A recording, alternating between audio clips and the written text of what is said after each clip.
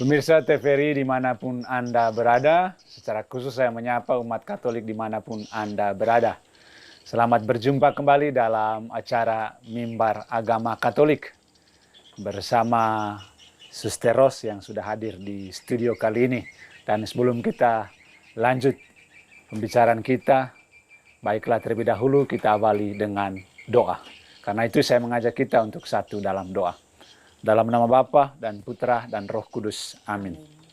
Tuhan Allah Bapa yang Maha Pengasih dan Maha Penyayang, kami bersyukur dan berterima kasih kepadamu atas segala berkat dan bimbinganmu, teristimewa kasih setiamu dalam menjaga dan melindungi kami. Kami bersyukur pula atas Bunda Maria yang telah kau pilih menjadi perantara, bahkan kau pilih untuk menjadi Bunda penebus, Bunda kami semua. Kami berterima kasih Tuhan karena berkat dan penyertaan-Mu teristimewa, kehadiran Bunda Maria yang sangat istimewa dalam kehidupan kami. Dialah suri teladan iman kami, bahkan menjadi tokoh dan teladan dalam kehidupan kami. Bantulah kami teristimewa dalam menggali spiritualitas Bunda Maria ini, agar menjadi inspirasi sumber kekuatan bagi kami dalam menjalani kehidupan ini, teristimewa untuk mengikuti jejak Yesus Kristus Putramu. Sebab dialah Tuhan dan pengantara kami, yang hidup dan berkuasa kini dan sepanjang masa. Amin. Dalam nama Bapa dan Putra dan Roh Kudus. Amin. Baik, kali ini kita akan mengangkat tema tentang spiritualitas Bunda Maria. Dan di studio telah hadir narasumber kita yang rupanya tidak asing lagi, yaitu Suster Ros PBHK. Suster, selamat bakudapa, Suster. Selamat bertemu kembali. Selamat jumpa, selamat pesta Paskah juga. Baik, terima kasih, Suster. Suster, kita akan berbicara tentang menggali spiritualitas Bunda Maria ini. Nah, dalam kitab suci, bahkan dalam tradisi iman kita, banyak sekali perempuan tokoh-tokoh tentang Maria itu. Nah, ini yang perlu diangkat ini tentang Maria Ibu Yesus, ya. Barangkali Suster bisa jelaskan siapa sebenarnya Bunda Maria ini, sehingga dijadikan sebagai teladan hidup, bahkan menjadi juga model dan tokoh iman dalam gereja Katolik. Suster bisa jelaskan siapa itu Bunda Maria? Terima kasih Pak Timo atas kesempatan yang berbahagia ini. Kebetulan kita umat Katolik juga masuk dalam bulan Maria. Ya. Dalam bulan Maria tentunya semua perhatian kita pada doa-doa kita kepada Bunda Maria pada bulan Mei ini. Tentunya ada 2 bulan yang sudah ditetapkan untuk menjadi bulan khusus untuk penghormatan kepada Bunda Maria. Bulan Mei dan bulan Oktober. Nah, pada bulan Mei ini baik sekali tema yang disajikan pada kesempatan ini lebih pada melihat sosok Bunda Maria dalam keimanan kita.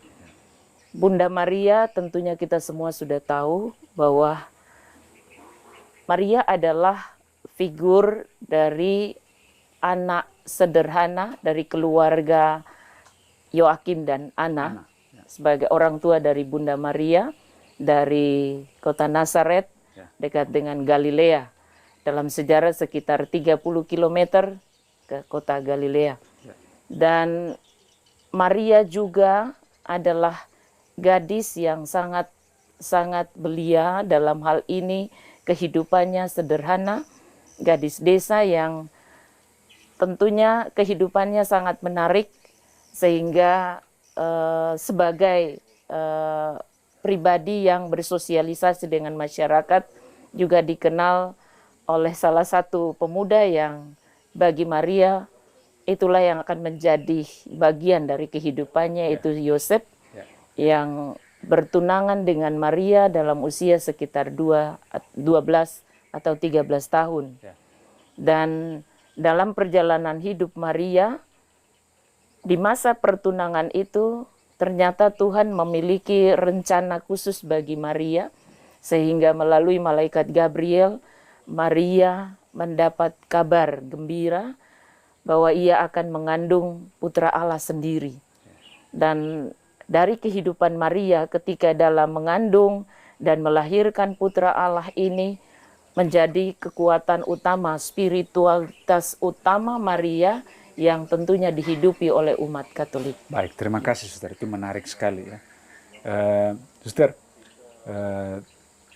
Maria begitu istimewa. Ya, boleh katakan demikian, begitu istimewa jika dibandingkan dengan perempuan-perempuan lain dalam kitab suci.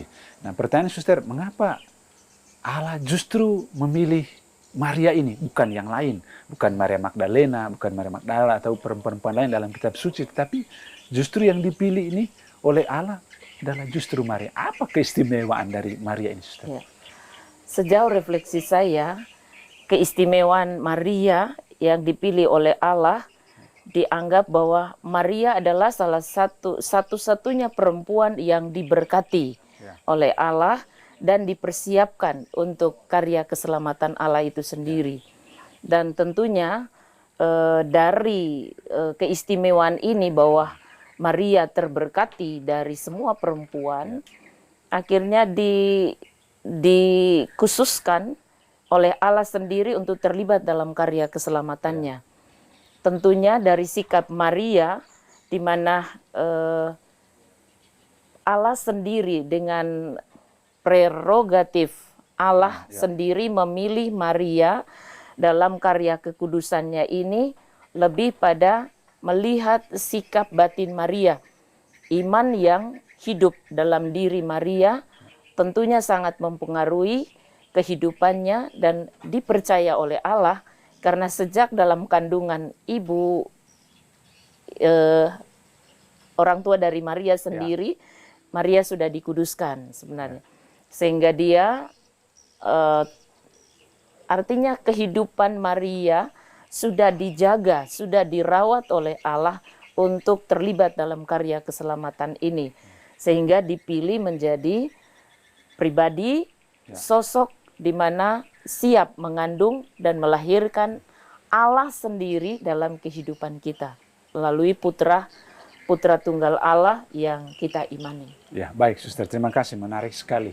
Inilah keistimewaan Maria sehingga ya beliau boleh dikatakan sebagai pribadi atau sosok kedua dalam iman Kristiani yang menempatkan sosok Maria sebagai tokoh iman yang patut diteladani ya bagi kita selain Yesus Kristus, tetapi juga Bunda Maria. Ini suatu keistimewaan. Nah, tentang Maria ini sendiri, Suster, ada begitu banyak gelar. Ya, apakah karena keistimewaannya Maria mendapatkan begitu banyak gelar?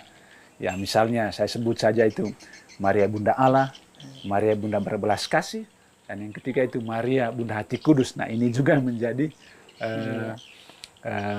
pelindung tarekatnya Suster. Suster sendiri memilih tarekat ya Putri Bunda Hati Kudus. Suster, dari 3 gelar Maria ini yang kita sebut, meskipun masih banyak gelar, barangkali bisa dijelaskan. Salah satunya yaitu Maria Bunda Hati Kudus yang sekaligus dipilih oleh Suster menjadi pelindung para suster ini. Baik, bahkan spiritualitas itulah yang dihidupi oleh para suster. Barangkali bisa dijelaskan, Suster? Baik. Pertanyaan yang sangat menarik untuk direfleksikan, tapi juga sekaligus didalami. Dalam hal ini Maria sebagai Bunda Allah. Bunda Allah kita lihat dalam peristiwa Injil Lukas, di mana ketika Maria mengunjungi Elizabeth, pada waktu itu Elizabeth sendiri mengatakan, siapakah aku ini sehingga Ibu Tuhan datang mengunjungi aku. Nah, dalam refleksi bahwa Maria memang benar-benar sudah disiapkan dalam karya keselamatan itu, dalam kekudusannya, masuk dalam sejarah program Allah sendiri, tentunya membuat Maria ini sudah dianggap sebagai Ibu Tuhan, Ibu Allah sendiri, karena jelas Maria mengandung putra tunggal Allah, maka disebut sebagai Bunda Allah. Kemudian Maria yang berbelas kasih. Dalam hal ini Maria memiliki sikap seorang ibu yang selalu mengayomi, menyayangi, dan merawat dengan penuh cinta kasih, sehingga siapapun dalam doa kepada Tuhan, kepada putranya, melalui Bunda Maria, dalam butiran-butiran rosario yang selama ini kita doakan, dan tentunya memiliki satu harapan bahwa dengan doa-doa kita, Bunda Maria sungguh menghantar doa-doa kita pada putranya. Dengan kata lain bahwa Maria tahu tentang hati putranya sendiri dan ia akan mengabulkan doa-doa atau permintaan kita. Berikutnya kalau berbicara soal gelar Bunda Hati Kudus, ini sangat menarik bagi kami Kongregasi Putri Bunda Hati Kudus.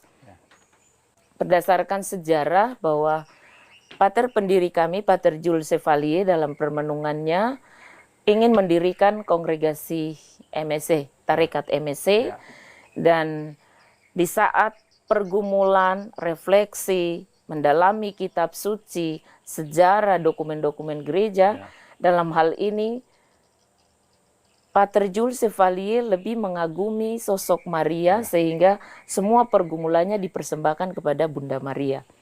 Dan salah satu doanya, novenanya diterima oleh Bunda Maria, maka suatu ketika Pater Jules Chevalier sendiri ingin mempersembahkan sebuah nama, salah satu nama yang sangat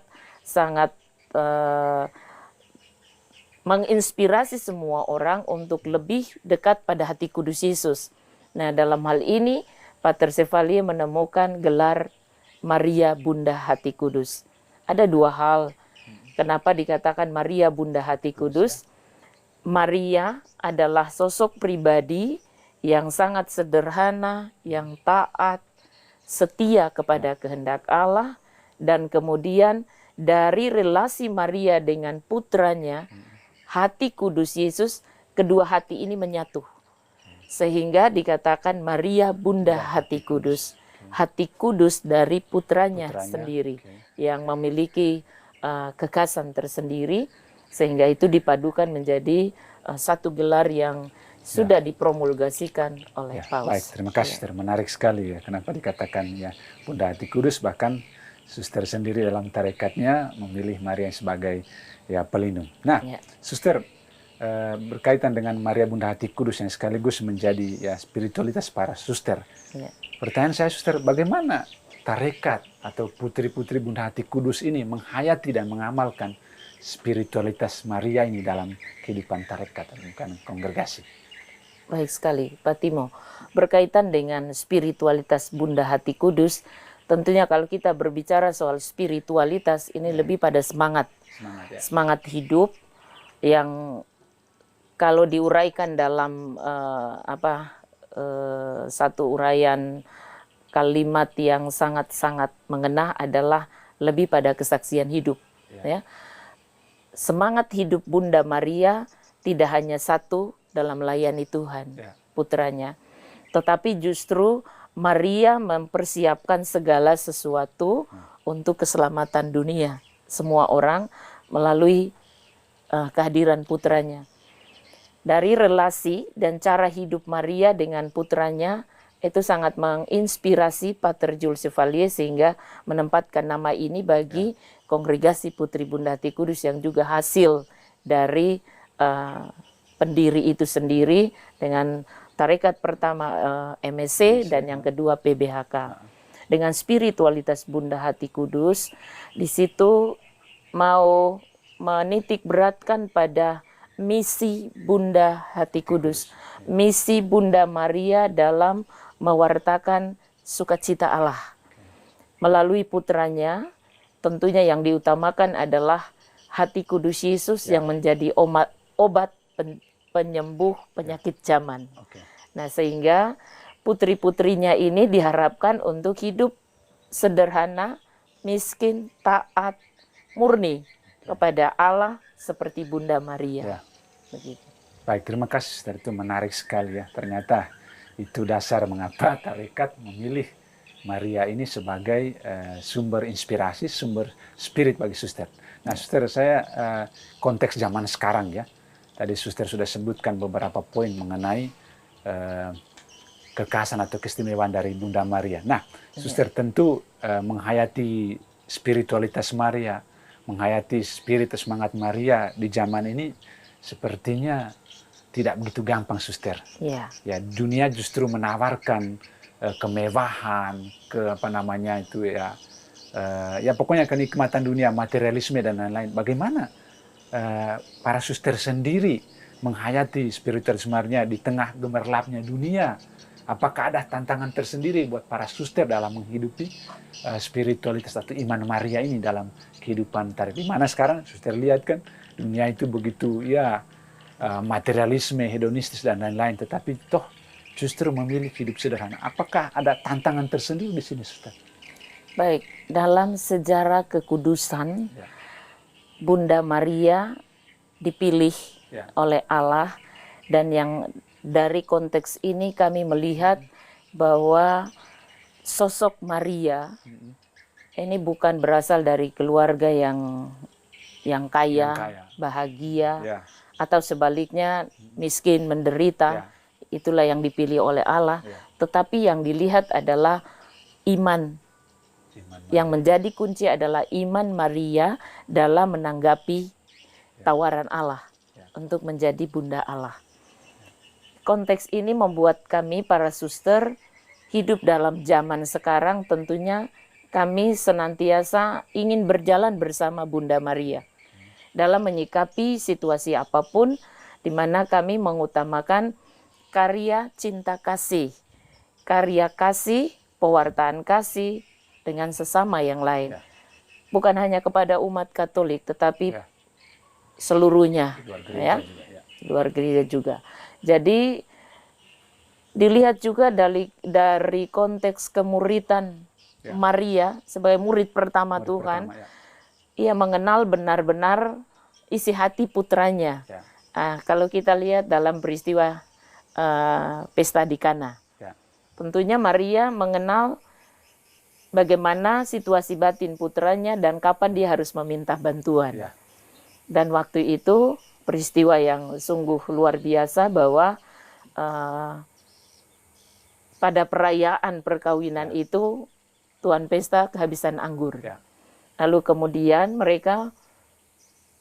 Maria dengan para murid berkomunikasi, bukan berlama-lama berdiskusi, tetapi hanya dengan perhatian, lewat tatapan, gerakan hati untuk saling mengingatkan. Dan Maria sendiri yang punya inisiatif memanggil para murid, tetapi juga orang di sekitarnya mengatakan, lakukan apa yang diperintahkan oleh Yesus.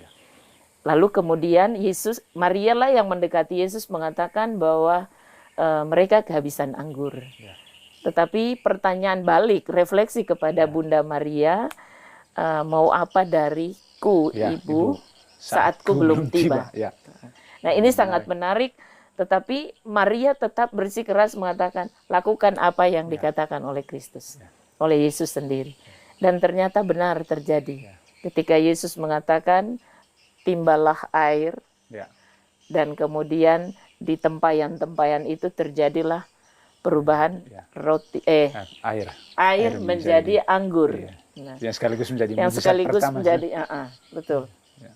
Dan dengan demikian membuat kami para suster mengasah kepekaan hati untuk melayani umat dalam konteks ini lebih pada pengembangan iman. Kalaupun harta itu menjadi sarana menuju pada kelengkapan hidup, tetapi yang utama adalah keselamatan jiwa-jiwa yang sudah dititipkan oleh Tuhan bagi kita. Baik, suster, menarik sekali tentang spiritualitas Maria. Ada ungkapan yang menarik, suster. Per Mariam ad Jesum, melalui Maria menuju Yesus. Nah, ini yang sangat menarik. Nah, sekarang kan kita bulan Maria, lagi gencar-gencarnya berdevosi kepada Bunda Maria.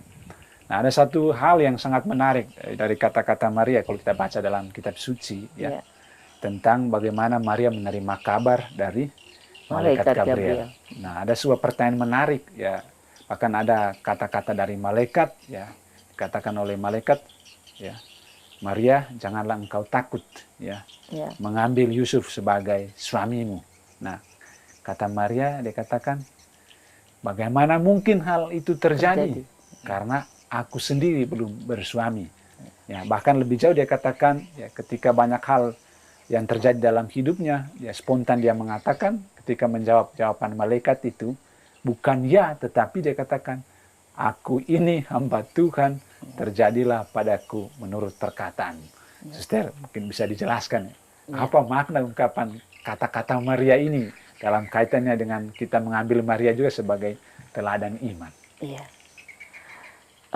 Satu kedalaman hati, kedalaman iman yang luar biasa muncul dari diri Bunda Maria terhadap kepercayaan yang diberikan Allah baginya sebagai Bunda Tuhan. Dari sini kita mau melihat bahwa dengan peristiwa demi peristiwa yang diterima, yang dialami oleh Bunda Maria, tentunya dengan kesiapan batin untuk melaksanakan semuanya, tetapi tentunya semua melalui pergumulan. Hanya tidak sekedar bergumul dan hanya menetap di tempat, tetapi justru pergumulan itu mengundang Maria untuk melakukan sesuatu.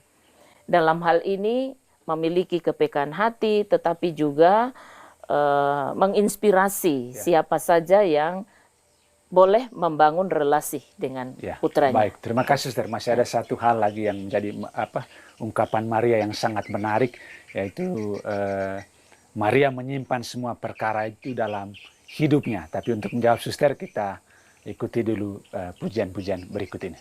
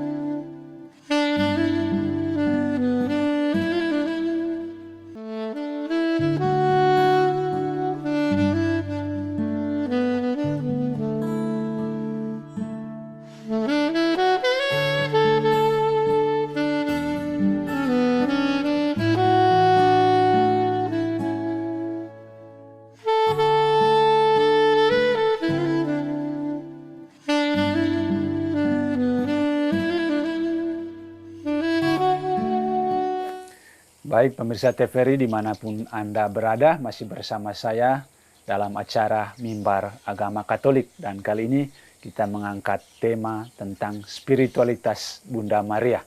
Saya kembali kepada Suster. Suster, kalau kita lihat perjalanan iman Maria, pergumulan batinnya itu sangat luar biasa. Mulai dari ketika dia dipilih oleh Allah, ya, menjadi Bunda penebus yang akan mengandung dan melahirkan Yesus, yaitu mengalami pergumulan tersendiri. Ketika dia menerima tawaran malaikat menjadi sebuah pergumulan, ya, apalagi dia belum bersuami dan lain-lain. Kemudian ketika dia harus dikejar, harus mengungsi ke Mesir karena akan mengalami peristiwa yang di luar dugaan. Lalu kemudian dia mengungsi ke Mesir bersama Yusuf. Dan pergumulan tidak hanya sebatas di situ, justru berlanjut ketika dia lagi menyaksikan putra satu-satunya, putra sulungnya, ya kemudian harus menderita sengsara, bahkan harus mati di kayu salib secara mengenaskan. Ini menunjukkan sebuah pergumulan yang sangat luar biasa. Hati siapa yang tidak teriris melihat situasi. Nah, terhadap persoalan-persoalan itu, Maria mengungkapkan hal ini, Suster. Mengatakan, di dalam kitab suci dikatakan, Maria menyimpan semua perkara itu di dalam hati. Apa maksudnya Maria mengatakan Maria menyimpan semua perkara itu? Apakah dipendam gitu, Sister, atau apa maksudnya? Ya. Baik sekali pertanyaan yang sudah semakin mendalam, tetapi juga menantang hatimu. Ya. Sejauh refleksi yang saya coba dalami dalam kitab suci, tentunya kita kembali pada ungkapan Maria tadi dalam Injil Lukas pasal 1 ayat 38 yang mengatakan, "Aku ini hamba Tuhan, terjadilah padaku menurut kehendak-Mu." Dari perkataan sikap batin Maria ini sudah menunjukkan segala sesuatu yang Tuhan inginkan, entah baik suka, duka, gembira, bahagia. Maria ini sudah siap untuk menjalankan kehidupan itu. Dan bahkan kalau dilihat dalam perjalanan imannya, Simeon sendiri sudah meramalkan bahwa engkau akan mengandung putra Allah, dan kemudian ketika putra Allah itu diserahkan ke bait Allah, dan Simeon sudah mengatakan bahwa suatu pedang akan menembus, jiwamu sendiri. Dan ini satu peringatan bagi Maria, bagaimana peristiwa demi peristiwa akan dialami. Tetapi Maria adalah figur yang sederhana, yang rendah hati, sudah siap untuk menjalankan. Tentunya bagi manusia biasa, kita lihat peristiwa demi peristiwa kemungkinan tidak sanggup. Tidak sanggup. Tapi dengan sikap Maria itu bahwa totalitas dirinya sudah dipersembahkan. Silakan Tuhan, mau jadikan aku apa, silakan. Sesuai dengan kehendak-Mu, bukan lagi kehendak.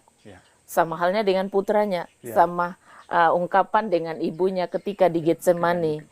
Saat berdoa, mengatakan, biarlah cawan ini berlalu daripadaku, tapi bukan dari kehendak-Ku, melainkan kehendak-Mu sendiri. Satu ungkapan yang sama antara relasi ibu dan anak. Dan peristiwa demi peristiwa ketika Yesus lahir, itu pun sudah ada penolakan. Tetapi Maria tetap diam. Yosef pun demikian. Ini kedua pribadi yang sangat-sangat luar biasa. Dan kemudian ketika pengungsian ke Mesir, itu juga terjadi pada malam hari.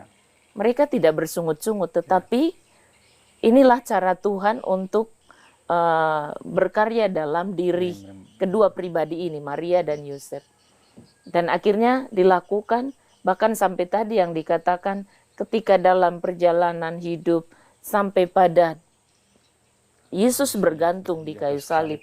Tentunya ini satu pengalaman yang sangat-sangat menikam hati seorang ibu yang menyaksikan putranya dengan keadaan yang demikian. Tetapi sikap Maria bahwa saat itu tidak frontal, tetapi juga merefleksikan apa yang Tuhan kehendaki dari saya melalui peristiwa ini, sangat menyakitkan.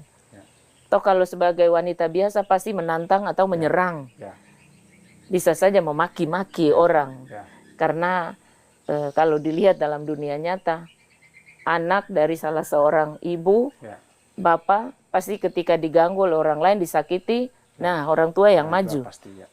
Demikian. Sehingga Maria dalam situasi ini justru menyimpan, bertanya apa yang Tuhan inginkan dari saya melalui peristiwa ini. Dan ketika kita lihat peristiwa ini mengalir dari hati putranya, ketika disalib, dia mengatakan kepada ibunya,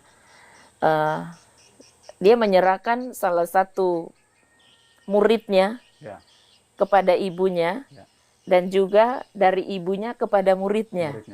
Kejadian ini di bawah salib. Yesus mengatakan, Yohanes, inilah ibumu. Kepada Yohanes, kepada Maria, inilah anakmu.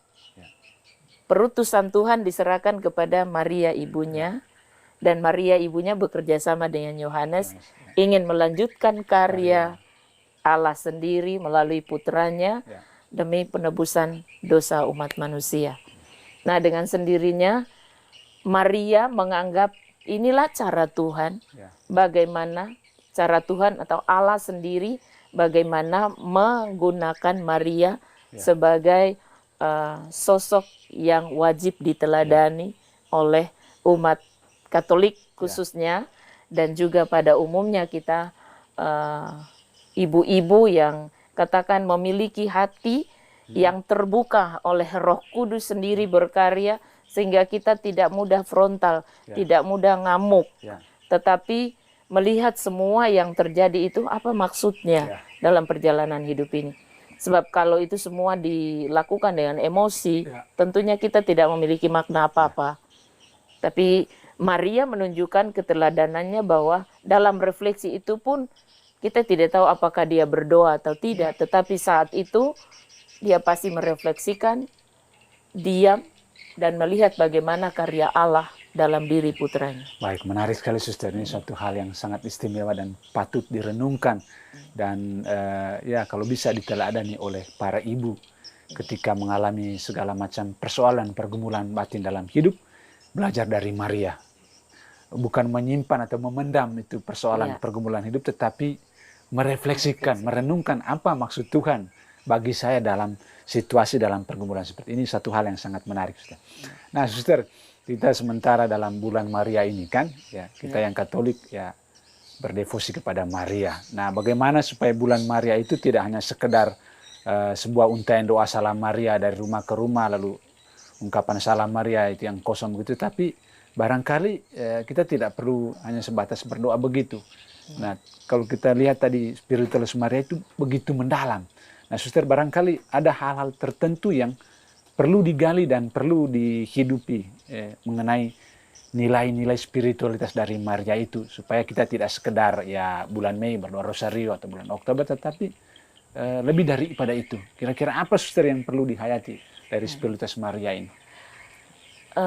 Sangat menarik ketika mendalami tentang Maria dalam konteks bulan Mei ini yang ditetapkan sebagai bulan Maria.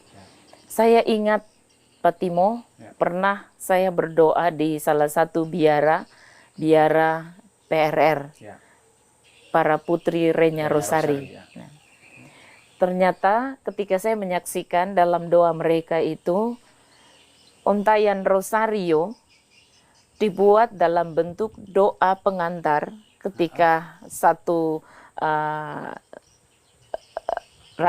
rantai ya rosario itu didoakan, aku percaya, kemudian Bapa kami salam Maria, 3 salam Maria itu didoakan kepada putri, putri, bunda, dan mempelai. Nah, dari sana ketika mereka daraskan doa itu, sesudah itu meninggalkan kapel, dan butiran-butiran 50 rosario itu yang lain dijadikan dalam karya pelayanan setiap hari, dan itu katakan sepanjang hari itu adalah doa rosario yang dihidupi. Jadi bukan mendaraskan di dalam kapela atau dalam gereja atau di ruang khusus saja, tetapi didaraskan dalam pelaksanaan nyata realita hidup dalam berbagi kasih.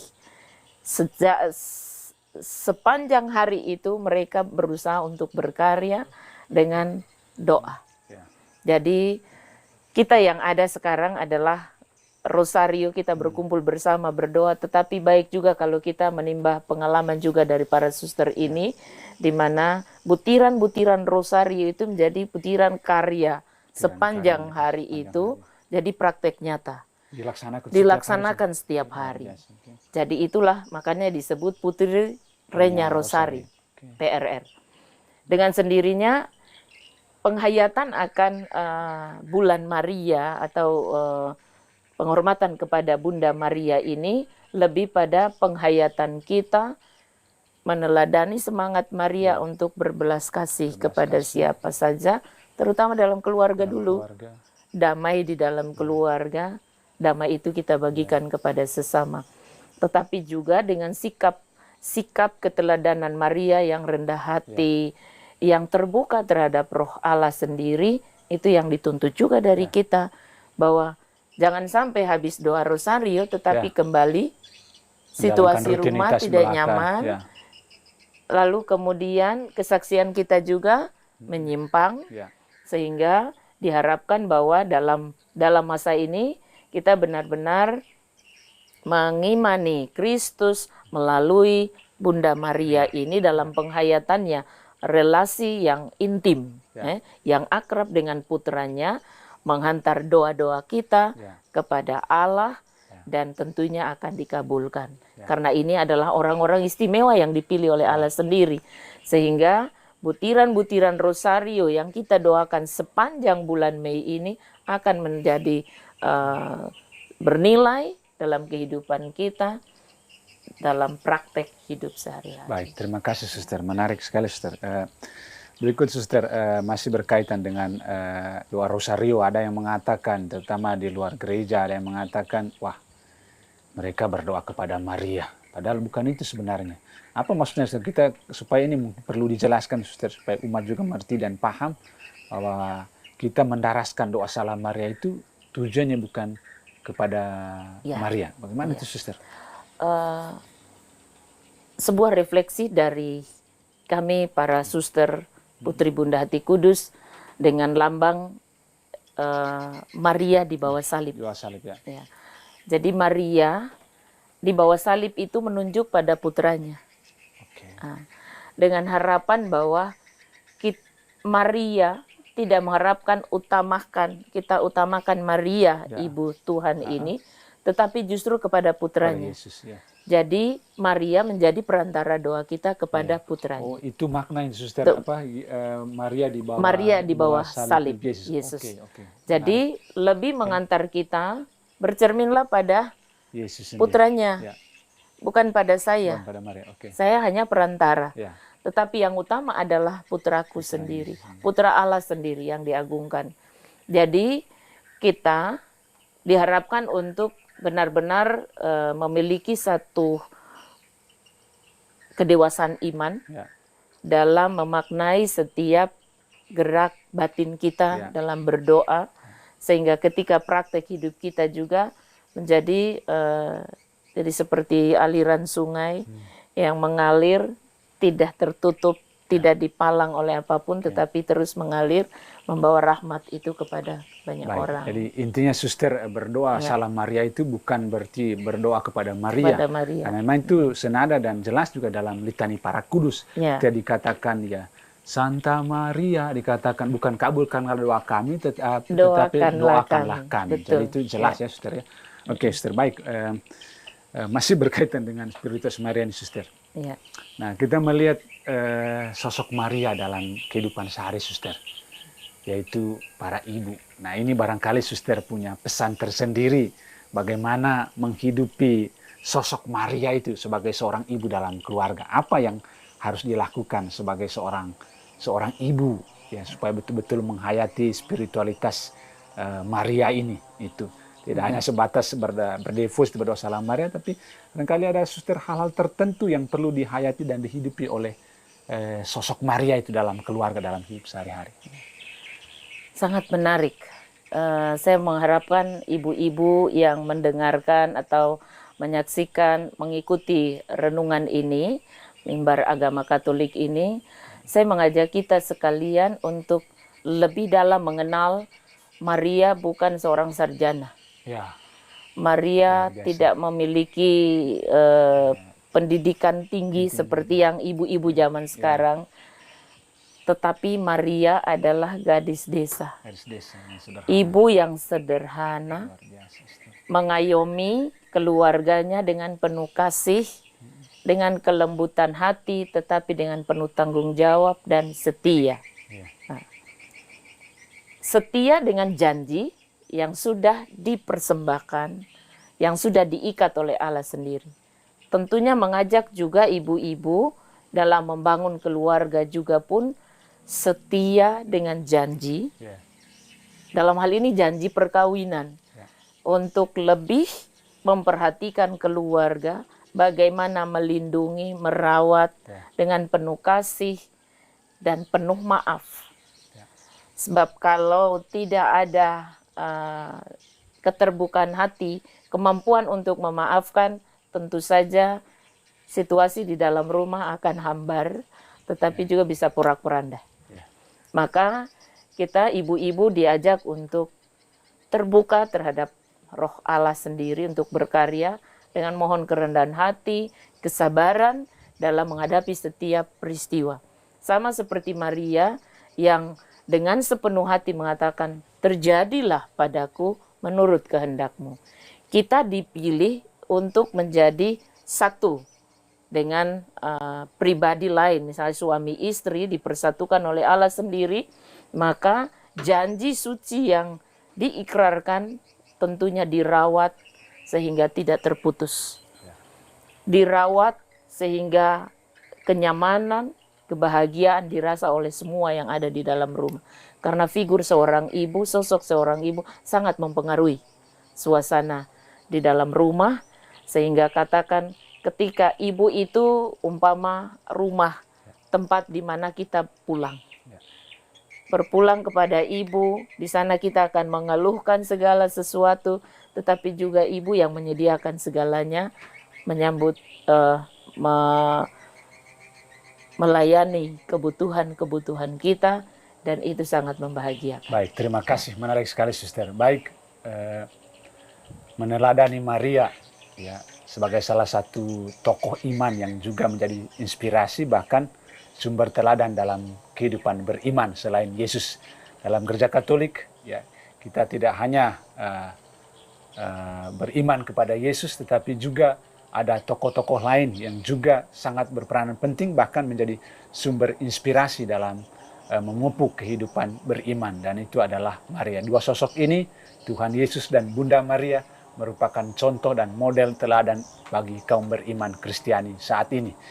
Nah, bagi kita yang Katolik ya, terutama pada bulan Mei ini, pada bulan Maria, kita tidak hanya sekedar berdevosi ya dengan lincah dan lancar bahkan di luar kepala ya mengungkapkan doa salam Maria atau berdoa bersama Bunda Maria, tetapi baiklah kalau kita lebih menghidupi ya spiritualitas dari Bunda Maria seperti ya dalam hal kesederhanaan, dalam hal kesetiaan, dalam hal ketaatan. Bahkan juga yang perlu kita pelajari dari Maria yaitu bahwa dalam persoalan hidup kita tidak pernah luput dari berbagai macam tantangan dan hambatan. Baiklah kita mengambil rupa seperti seorang Maria untuk menyimpan semua perkara, bukan hanya menyimpan tetapi atau sekedar memendam, tetapi merefleksikan dan merenungkan apa yang Tuhan kehendaki dalam kehidupan kita. Semoga perbincangan kita kali ini, terutama menggali spiritualitas Bunda Maria ini, mampu kita hayati, kita hidupi dalam kehidupan sehari-hari. Baik Suster, kita sudah berada penghujung dari dialog ini. Kita berharap kita bisa berjumpa kembali dalam lain kesempatan. Tentu Suster mungkin barangkali dengan tema-tema yang berbeda. Baik Suster, untuk mengakhiri dialog kita kali ini, baik saya mengajak sekali lagi Suster untuk mengantar kita dalam doa penutup. Silakan Suster. Mari kita berdoa dalam nama Bapa dan Putra dan Roh Kudus. Amin.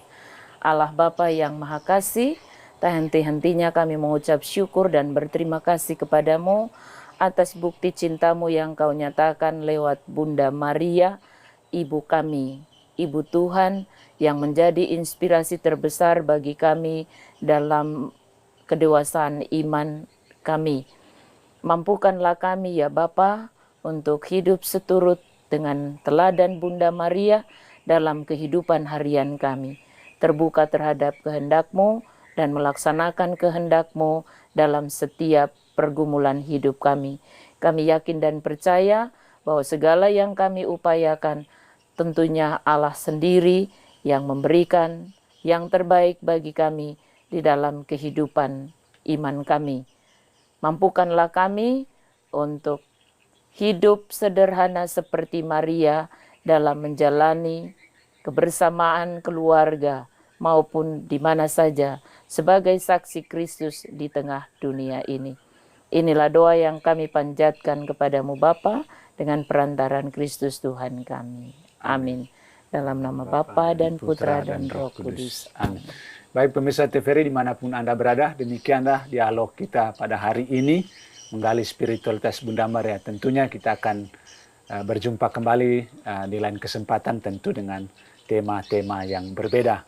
Saya Timotius Jaud pamit dan undur diri di hadapan Anda. Terima kasih dan sampai jumpa. Baik, Suster, terima kasih banyak. Terima kasih. Ya, Suster.